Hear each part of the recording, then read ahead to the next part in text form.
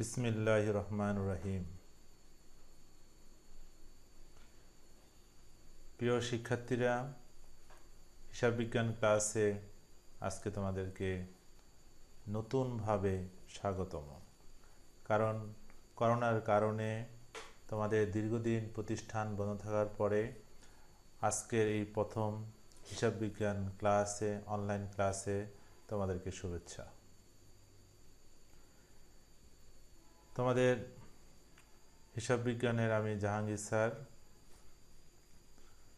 অনেকদিন থেকে তোমাদের সঙ্গে সামনাসামনি দেখা না হলেও আজকে অনলাইনে আবার ক্লাসের মাধ্যমে তোমরা আবার আমাকে দেখতে পাচ্ছ।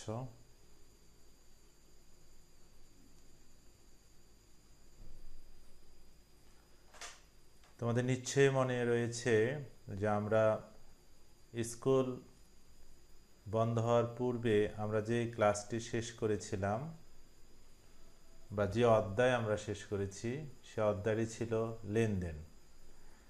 তাহলে পূর্বের লেনদেন অধ্যায়টি আমরা যদি একটু ভালোভাবে মনে রাখি তাহলে আজকের পাঠ আমাদের সহজ হবে।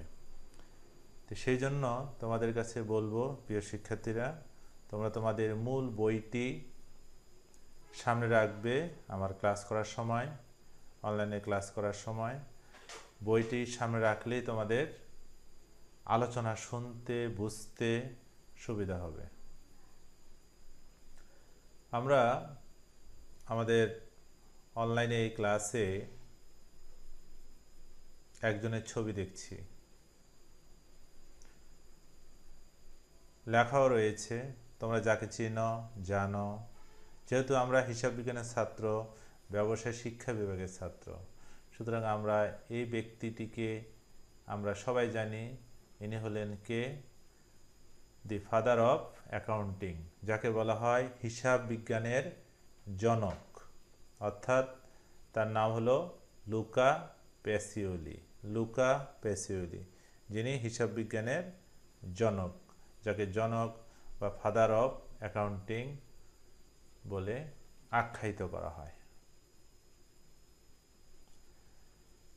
আজকে আমরা যে বিষয় নিয়ে আলোচনা করব, তোমাদের তৃতীয় অধ্যায়, অর্থাৎ আমরা এর পূর্ব পাঠ পড়েছিলাম লেনদেন, দ্বিতীয় অধ্যায়। আজকে আমরা তৃতীয় অধ্যায় নিয়ে আলোচনা করব, হিসাব বিজ্ঞানের দুই তরফা দাখিলা পদ্ধতি। তাহলে আজকের আলোচনার বিষয় কি? তোমরা আমার সঙ্গে নিশ্চয় বই সামনে রেখে অলরেডি বই এই অধ্যায়টি খুলে বের করেছো এবং সামনে রেখেছো এবং আমার লেকচার শুনছো। দুই তরফা দাখিলা পদ্ধতি আমার সঙ্গে সঙ্গে উচ্চারণ করতে পারো, তুমি যেখানে থাকো, যে অবস্থায় থাকো।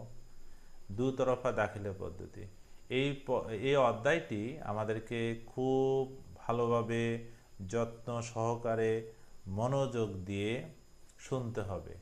কারণ আমাদের এই অধ্যায়ে যে বিষয়টি আলোচনা করা হয় বা যে বিষয় নিয়ে আলোচিত হবে, সেই বিষয়টি আমাদেরকে খুব ভালোভাবে মনে রাখতে হবে।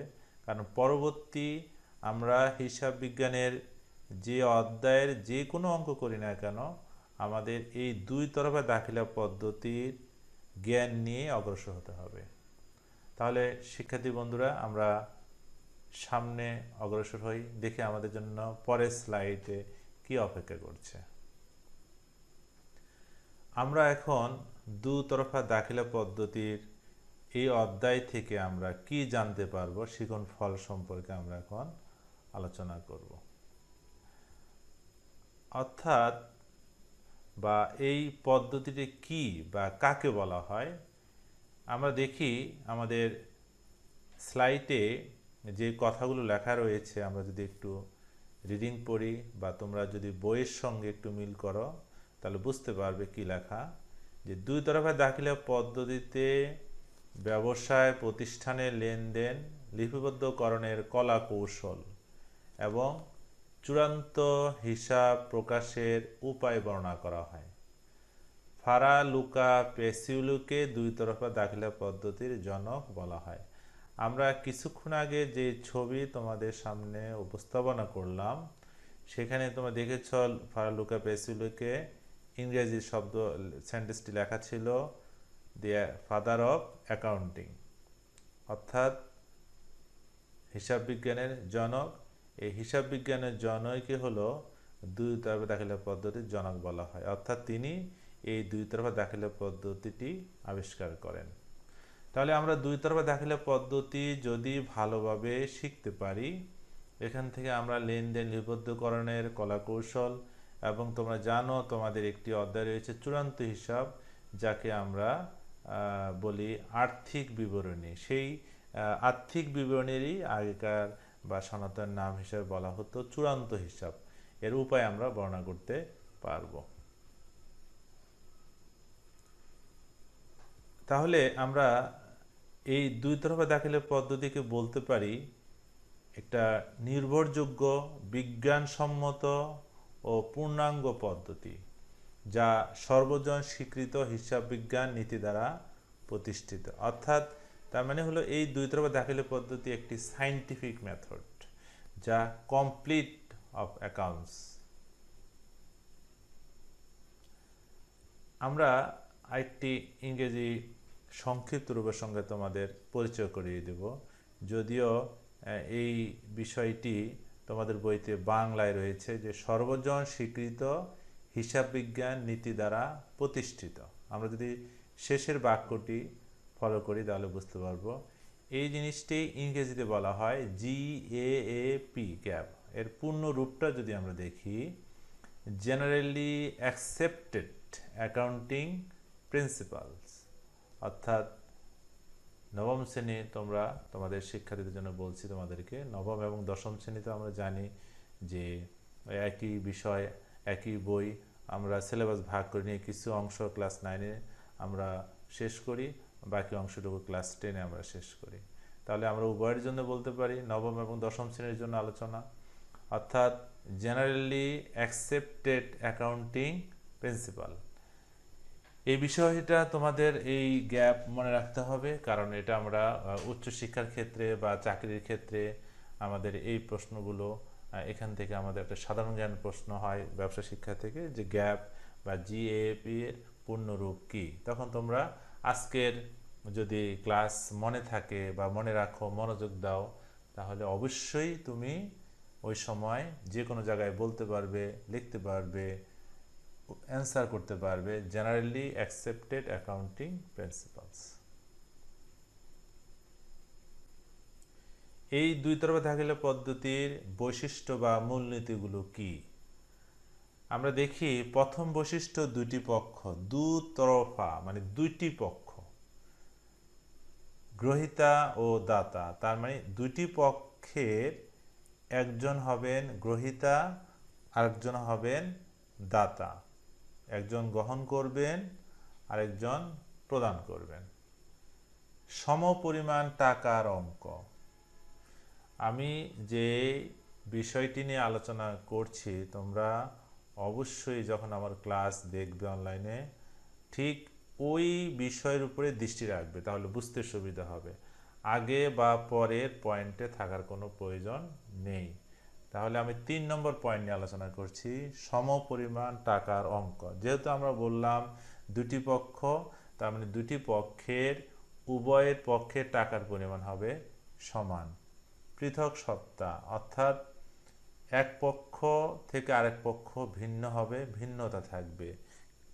বিজ্ঞানসম্মত, আমরা কিছু আগে বললাম এই দুই তরফা দাখিলা পদ্ধতি একটি সায়েন্টিফিক মেথড, অর্থাৎ সর্বজন স্বীকৃত। ফলাফল, দুই তরফা দাখিলা পদ্ধতির আরেকটি অন্যতম বৈশিষ্ট্য হলো এর মাধ্যমে আমরা ফলাফল পেতে পারি। পূর্ণাঙ্গ হিসাব ব্যবস্থা, দুই তরফা দাখিলা পদ্ধতি একটি কমপ্লিট হিসাব ব্যবস্থা বলতে পারি আমরা। গাণিতিক শুদ্ধতা প্রমাণ, এই দুই তরফা দাখিলা পদ্ধতির মাধ্যমে আমরা গাণিতিক শুদ্ধতা, অর্থাৎ ম্যাথমেটিক্যালে কোনো ভুল হয়েছে কিনা, বা আমরা অঙ্ক করার সময় কোনো ভুল হয়েছে কিনা, সঠিক হলো কিনা সে ভুলও বের করতে পারি, আবার সঠিক হয়েছে কিনা সেটাও আমরা প্রমাণ করতে পারি। সর্বশেষ যে বৈশিষ্ট্য নিয়ে আলোচনা করব, নির্ভরযোগ্য হিসাব ব্যবস্থা, অর্থাৎ কোনো প্রতিষ্ঠান বা কোনো ব্যক্তি যখন তার হিসাব ব্যবস্থা দুই তরফা দাখিলা পদ্ধতির বৈশিষ্ট্য বা পদ্ধতি অনুযায়ী সংরক্ষণ করেন, তাহলে সেই ক্ষেত্রে আমরা ধরে নিতে পারি এই পদ্ধতিটি বা এই মেথডটি একটি নির্ভরযোগ্য হিসাব ব্যবস্থা। এই পদ্ধতি রেজাল্ট অবশ্যই ভালো হবে এবং ভুল ত্রুটি মুক্ত থাকবে।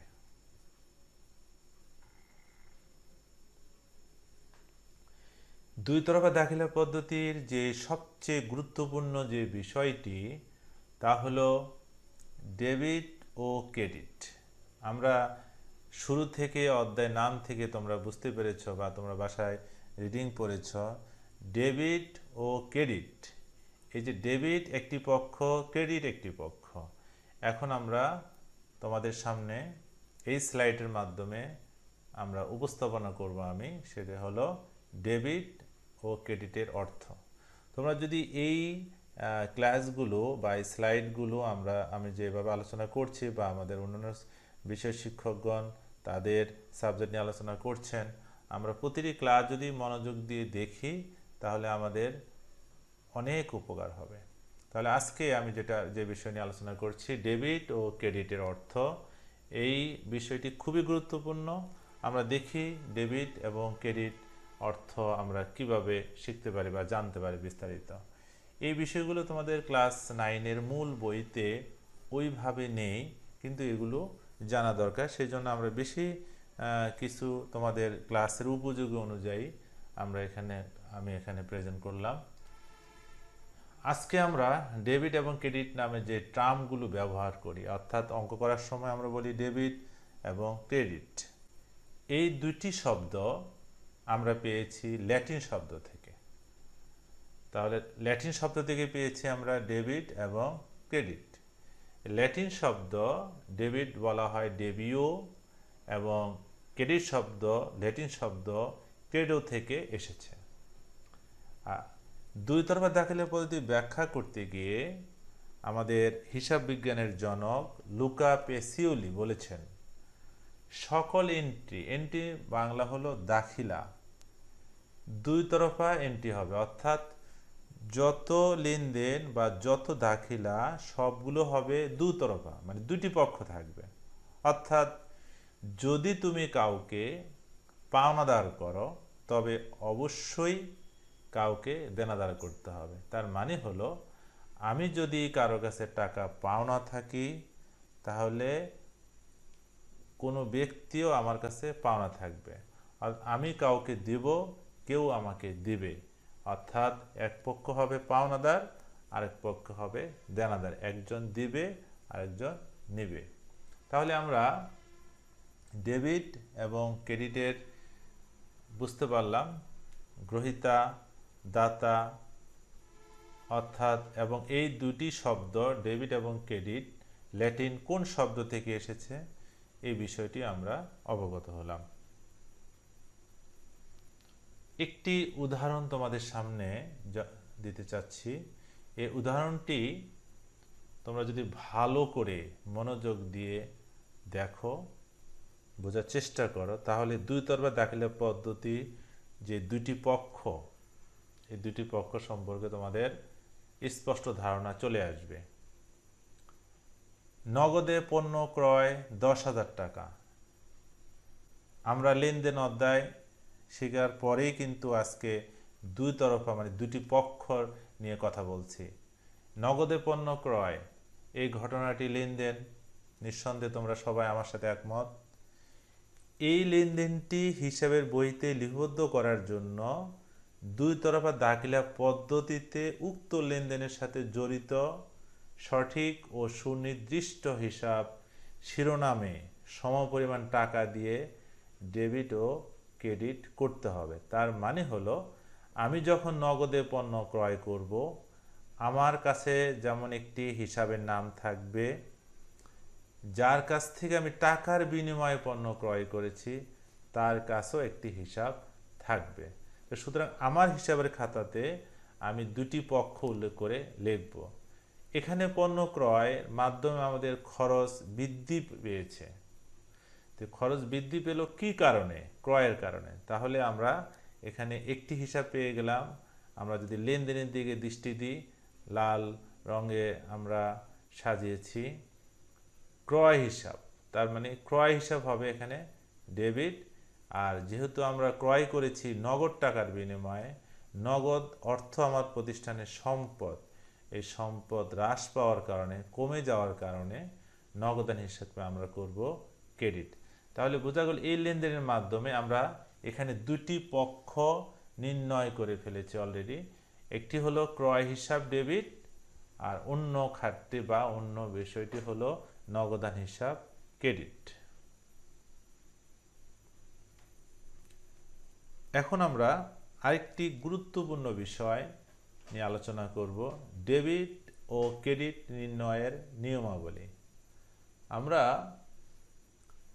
এই সূত্রটি, অর্থাৎ ডেবিট ও ক্রেডিট নির্ণয়ের যে সূত্র বা নিয়মাবলী বলবো আমরা, এই সূত্রগুলো বা পদ্ধতিগুলো আমরা ভালোভাবে মনে রাখবো। কারণ এই পদ্ধতি যদি আমরা মনে রাখতে না পারি, তাহলে আমাদের হিসাব বিজ্ঞানের যে অধ্যায়ে যাই না কেন আমরা, প্রতিটি অধ্যায়ে আমরা ভালোভাবে শিখতে পারবো না, অর্থাৎ প্রতিটি অধ্যায়ে আমাদের ত্রুটি থেকে যাবে, আমরা বুঝতে পারবো না।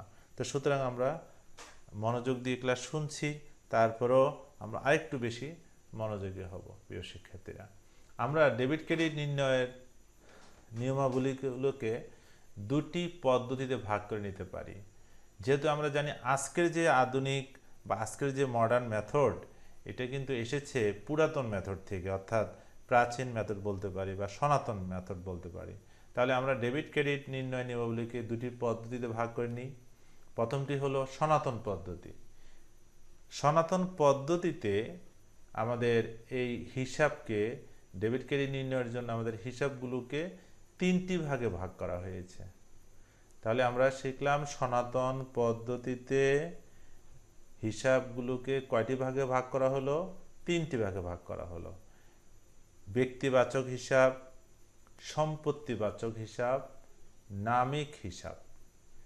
ব্যক্তিবাচক হিসাব, এই ব্যক্তিবাচক যখন হিসাব আসবে আমাদের সামনে, আমি ওই হিসাব যখন বুঝতে পারবো যে এই হিসাবটি একটি ব্যক্তিবাচক হিসাব, তখন আমরা ডেবিট এবং ক্রেডিট খুব সহজেই বের করতে পারবো। অর্থাৎ মনে রাখার জন্য আমাকে এই সূত্রটি মনে রাখতে হবে, সুবিধা গ্রহণকারী ব্যক্তি বা প্রতিষ্ঠান, তার মানে যিনি সুবিধা গ্রহণ করবেন অথবা যে প্রতিষ্ঠান সুবিধা গ্রহণ করবেন, ওই প্রতিষ্ঠানকে বলবো আমরা ডেবিট। আর যেই ব্যক্তি বা প্রতিষ্ঠান সুবিধা প্রদান করবে, ওই ব্যক্তি বা প্রতিষ্ঠানকে বলবো আমরা ক্রেডিট। এক কথা যদি আমরা সহজ করে বলি, সুবিধা গ্রহণকারী ডেবিট, সুবিধা প্রদানকারী ক্রেডিট। আমরা যদি এবার সম্পত্তিবাচক হিসাবের ক্ষেত্রে আসি, সম্পত্তি, একটি ব্যবসা প্রতিষ্ঠানের সম্পত্তি যদি আসে তখন ডেবিট করব। ওই প্রতিষ্ঠান হতে যদি সম্পত্তি চলে যায় তখন আমরা সম্পত্তি হিসাবকে ক্রেডিট করব। নামিক হিসাব, নামিক হিসাব কাকে বলা হয়? আমরা মনে রাখব একটি ব্যবসা প্রতিষ্ঠানের আয় এবং ব্যয়, আয় এবং ব্যয়, অথবা বলতে পারি ক্ষতি অথবা লাভ, এই দুটি বিষয়কে নিয়ে একসঙ্গে বলা হয় নামিক হিসাব।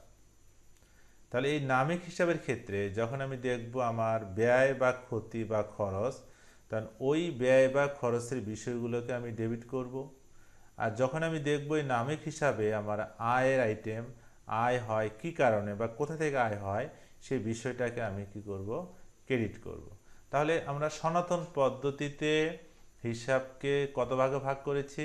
তোমরা সবাই নিশ্চয় আমার সঙ্গে সঙ্গে বলছো যে ব্যক্তিবাচক হিসাব, সম্পত্তিবাচক হিসাব, নামিক হিসাব। এবার আমরা আধুনিক পদ্ধতিতে চলে যাব যে ডেবিট এবং ক্রেডিট নির্ণয় আমরা কিভাবে করব। তোমরা এই যুগের ছেলে মেয়ে, আধুনিক যুগের ছেলে মেয়ে, সুতরাং আধুনিক বা মডার্ন মেথডে আমরা এখন ডেবিটকে, আমরা যখন অঙ্ক করব তখন আমাদের এই আধুনিক পদ্ধতিতে বেশি আসবে। আধুনিক পদ্ধতি তাহলে কি নতুন কিছু না? আমাদের সনাতন পদ্ধতিগুলোই এখানে একত্রিত হয়ে আমাদের নাম হয়েছে আধুনিক পদ্ধতি। আমি আধুনিক পদ্ধতি এখন আলোচনা করলেই তুমি বুঝতে পারবে যে সনাতন পদ্ধতিগুলো এখানে আছে কিনা। আধুনিক পদ্ধতিতে আমরা হিসাব, প্রথম হিসাব পাবো সম্পদ হিসাব। তাহলে আমাদের সনাতনের সম্পদ হিসাব ছিল, এখন এই সম্পদ হিসাবের ক্ষেত্রে আমরা কখন ডেবিট বলবো আর কখন ক্রেডিট বলবো। আমরা সনাতনে বলেছিলাম সম্পদ যদি আসে প্রতিষ্ঠানে, তার মানে সম্পদ যদি বৃদ্ধি পায়। আমরা আধুনিকে কথাটাকে আরেকটু মডারেট করে বলছি, সম্পদ বৃদ্ধি পেয়ে থাকে, সম্পদ হ্রাস পেয়ে থাকে। যে কোনো ব্যবসা প্রতিষ্ঠানের ক্ষেত্রে তুমি লক্ষ্য করো, সম্পদ হয় বৃদ্ধি পাবে, আমরা যদি ইংরেজিতে বলি হয় সম্পদ ইনক্রিজ হবে, না হলে সম্পদ ডিক্রিজ হবে। সম্পদ যদি বৃদ্ধি পায় তখন আমরা ওই সম্পদকে ডেবিট করব, আর সম্পদ যদি হ্রাস পায় ওই সম্পদকে আমরা ক্রেডিট করব। এরপরে আসি আমরা ব্যয় হিসাব। এই ব্যয়ের ক্ষেত্রে আমরা সম্পদের যে সূত্র, ওই সূত্রকে অনুসরণ করতে পারি। অর্থাৎ আমার প্রতিষ্ঠানে যদি ব্যয় বৃদ্ধি পায় তাহলে ব্যয় ওই বিষয়কে আমি ডেবিট করব। আমার যদি প্রতিষ্ঠানে ব্যয় হ্রাস পায় তাহলে যে বিষয়ের কারণে ব্যয় আমার হ্রাস পেয়েছে ওই হিসাবকে আমরা ক্রেডিট করব। 3 নম্বরে আমাদের সামনে এসে আয় হিসাব। অর্থাৎ আমরা বলতে পারি এই সম্পদ এবং ব্যয় এই দুইটি, 1 নম্বর এবং 2 নম্বরের যে সূত্র যদি আমরা মনে রাখি, বৃদ্ধি হলে ডেবিট, হ্রাস পেলে ক্রেডিট। 3 নম্বরে যদি আমরা দেখি, এখানে আমাদের বিষয় হলো আয়। আয় মানে হলো আমাদের ইনকাম। যদি আমার প্রতিষ্ঠানের আয় কমে যায়, হ্রাস পায়, ডিক্রিজ হয়, তাহলে আমরা যেই কারণে আয় হ্রাস পেয়েছে বা যেই বিষয়টি কারণে আমার আয় হ্রাস পেয়েছে বা কমে গেল, ওই বিষয় হিসাবকে আমরা ডেবিট করব। আর যেই বিষয়ের কারণে বা আয়ের যে আইটেমের কারণে আমার প্রতিষ্ঠানে আয় বৃদ্ধি পেয়েছে ওই আইটেম বা ওই বিষয়কে আমরা ক্রেডিট করব। এরপরে হলো আমাদের দায় হিসাব। তাহলে আধুনিকের 4 নম্বর হলো দায় হিসাব। দায় কি বা কাকে বলে আমরা জানি, যখন তৃতীয় কোনো ব্যক্তি বা প্রতিষ্ঠান আমাদের কাছে কোনো অর্থ পাওনা থাকে, এই অর্থ অবশ্যই আমাদেরকে পরিশোধ করতে হয়। এই অর্থই হলো আমাদের প্রতিষ্ঠানের জন্য দায়। তাহলে দায়ের ক্ষেত্রে আমরা দেখি সূত্রটা কি দাঁড়ালো। আমরা দেখছি যে 3 নম্বরের সঙ্গে আমাদের 4 নম্বরের সূত্র মিল রয়েছে। অর্থাৎ দায় যদি হ্রাস পায় তার মানে হলো দায় যদি আমার কমে যায়। ধরো তুমি ব্যাংক থেকে ঋণ গ্রহণ করেছ, দায় বৃদ্ধি পেল। আবার ব্যাংক ঋণ পরিশোধ করে দিয়েছ, তাহলে দায় হ্রাস পেল। যখন আমি দায় বুঝতে পারবো যে আমার দায় হ্রাস পেয়েছে, তখন আমি দায়ের ওই বিষয়কে নিয়ে ডেবিট করব। আর যখন বুঝতে পারবো দায় আমার বৃদ্ধি পেয়েছে, অর্থাৎ যেই কারণে বা যেই বিষয়ের কারণে বা যেই ঘটনার কারণে আমার দায় বৃদ্ধি পেয়েছে ওই বিষয়কে আমি ক্রেডিট করব। আমরা যদি এখন 5 নম্বরে আসি, মালিকানা সত্ত্ব। আমরা মালিকানা সত্ত্ব কি লেনদেন অধ্যায়ের মধ্যে শিখেছি, কাকে বলা হয়। একটি প্রতিষ্ঠানের মালিকের যে অধিকার, মালিকানা সত্ত্ব মানে অধিকার, মালিকের অধিকার, এই মালিকানা সত্ত্বটাই হলো আমাদের মালিকানা সত্ত্ব বা মালিকের অধিকারকে বলা হয় মালিকানা সত্ত্ব। আমরা যদি বুঝতে পারি যে মালিকানা সত্ত্ব হ্রাস পেয়েছে, মালিকানা সত্ত্ব হ্রাস পেয়েছে। এখন মালিকানা সত্ত্ব কিভাবে হ্রাস পায়? মালিকানা সত্ত্ব প্রতিষ্ঠান থেকে মালিক যদি নগদ অর্থ উঠিয়ে নেন বা উত্তোলন করেন, তাহলে উত্তোলনের ফলে মালিকানা সত্ত্ব হ্রাস পাবে। আবার যদি আমরা দেখি যে মালিক প্রতিষ্ঠানে টাকা নিয়ে আসেন, তাহলে প্রতিষ্ঠানে মালিকানা সত্ত্ব বৃদ্ধি পাবে। সুতরাং তখন আমরা এই বৃদ্ধির কারণে মালিকানা সত্ত্বকে কি করব? ডেবিট করব। তাহলে আমরা বলতে পারি যে আধুনিক পদ্ধতিতে হিসাবকে 5টি ভাগে ভাগ করা হলো, আর সনাতন পদ্ধতিতে হিসাবকে 3টি ভাগে ভাগ করা হলো। তার মানে হলো আমরা এখন হিসাবের মাধ্যমে দুই তরফা দাখিলা পদ্ধতির কি শিখলাম? 2টি স্লাইডে ডেবিট ও ক্রেডিট। তার মানে আমরা যদি এখন আসি আধুনিক পদ্ধতি যদি মনে রাখতে পারি, তাহলে আমাদের সনাতন কিন্তু এর ভিতরে রয়েছে 5টি।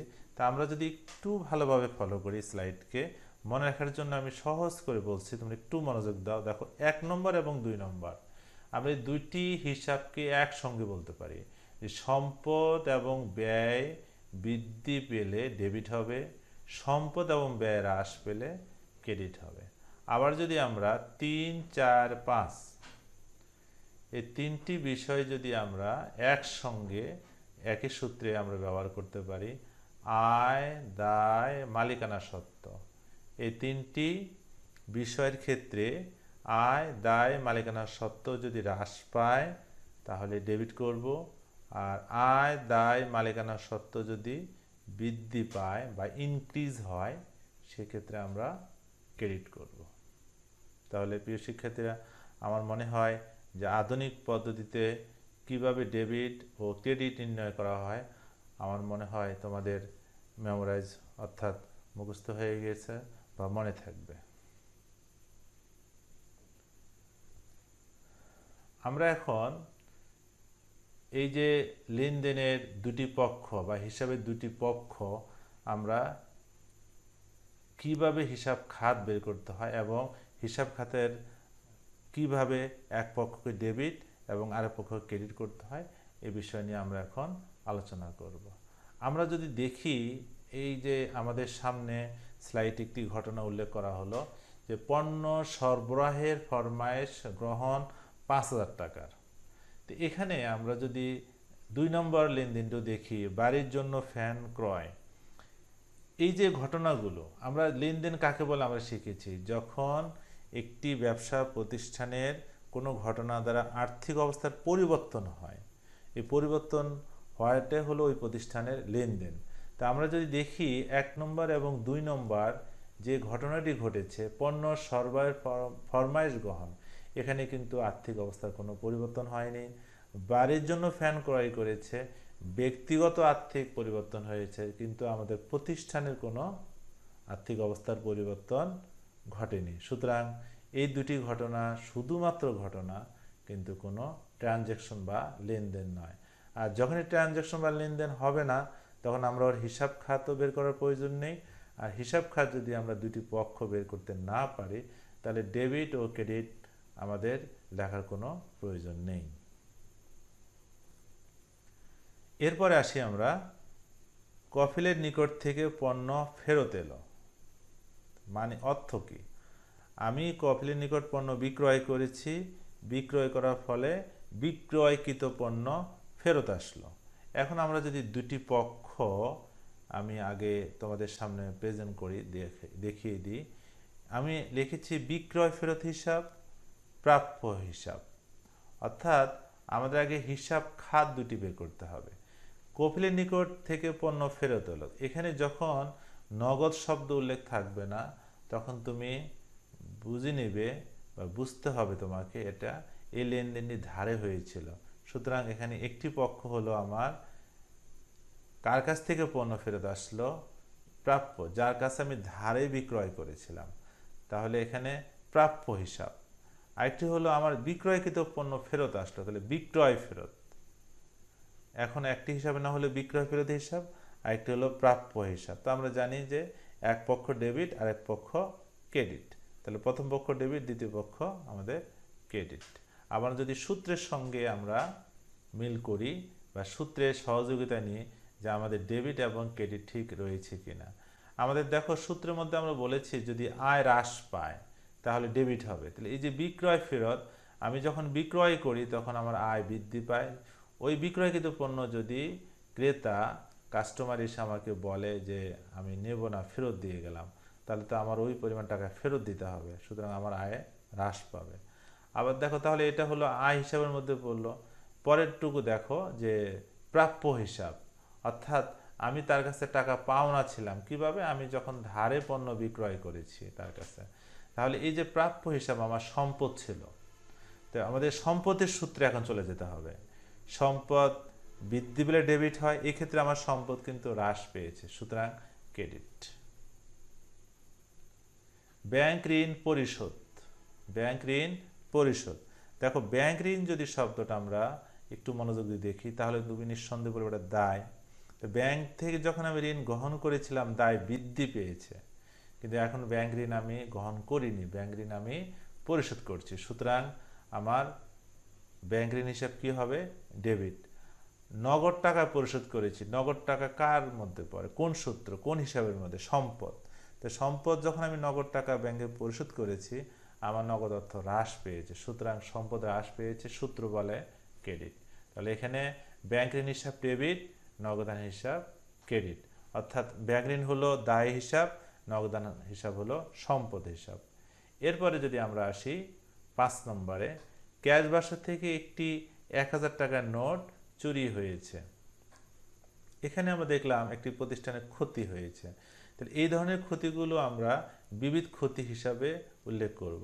আমরা জানি ক্ষতি, ব্যয়, খরচ সূত্র একটি, সেটি হলো ডেবিট। তাহলে ক্ষতির বিষয়তে এখানে আমরা চুরি হিসাব লিখতে পারবো না, লিখবো আমরা বিবিধ ক্ষতি হিসাব। যেহেতু নগদ টাকা চুরি হয়ে গেছে, তার নগদ অর্থ আমার হ্রাস পেয়েছে, সম্পদ হ্রাস পেয়েছে, সেই সম্পদের নাম হলো নগদ, সুতরাং নগদান হিসাব হবে আমাদের ক্রেডিট।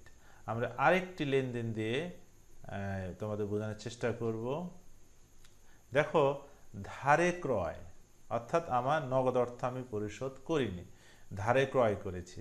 ধারে ক্রয়ের ফলে আমার ব্যয় বৃদ্ধি পেয়েছে, সুতরাং ব্যয় বৃদ্ধি পেলে ডেবিট, ক্রয় হিসাব ডেবিট।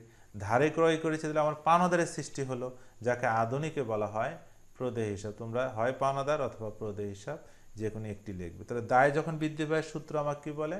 সূত্র আমাকে সহযোগিতা করে বলে যে দায় বৃদ্ধি পেলে ক্রেডিট। সুতরাং এখানে ক্রয় হিসাব ব্যয় হিসাবের মধ্যে পড়বে, আর পাওনাদার হবে দায়। তাহলে ক্রয় হিসাব ব্যয় যখন বৃদ্ধি পায় ডেবিট, দায় যখন বৃদ্ধি পায় তখন ক্রেডিট।